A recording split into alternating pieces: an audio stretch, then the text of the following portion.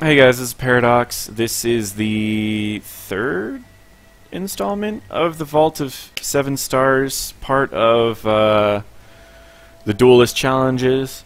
And this one's pretty interesting, because you see this mana spring, which when you're actually getting into the game, there's going to be mana springs on every map. And when you see this mana spring, you know there's going to be a need for mana spring. As you're doing these, you start realizing you almost always have just about the exact amount of damage or a little bit overkill to end the game. So if there's a mana spring, it means we need it. We got to read through some of these things first, just because I don't want to get into these. The first things first.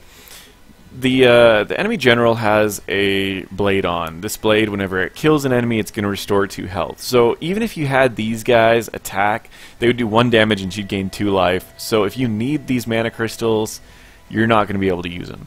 Not like we're going to be able to use them anyways, because they're permanent mana crystals. And we already have 9. But we'll look into some of the other things in here just before we go. This thing gives your non-wall minions +2 attack, so that actually tells us now that we can attack because we're going to be doing at least 1 damage to them. And we also have deals 4 damage to all minions and generals on your starting side of the battlefield and stun them.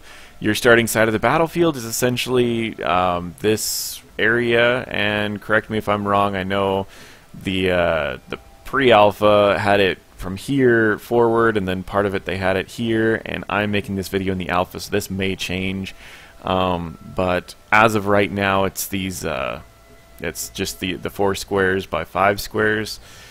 Anyways, so that's going to do 4 damage to all that, which this enemy so happens to be in there.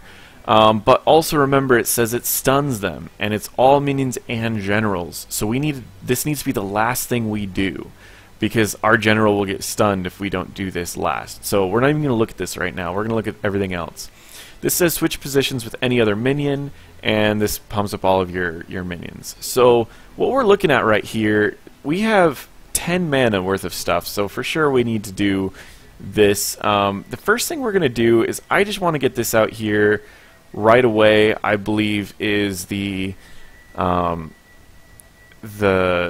from the Razorback. But we want to get this, so we're going to move this guy forward. I'm going to say, yeah, we're going to move this guy forward. And we're going to play the Razorback right here. And now all of these guys are pumped up. This guy can still attack, and we're going to place her right about here and swap places with our 3-1.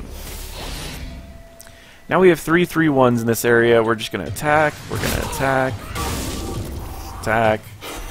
And again, we want to attack with this before we actually freeze everyone.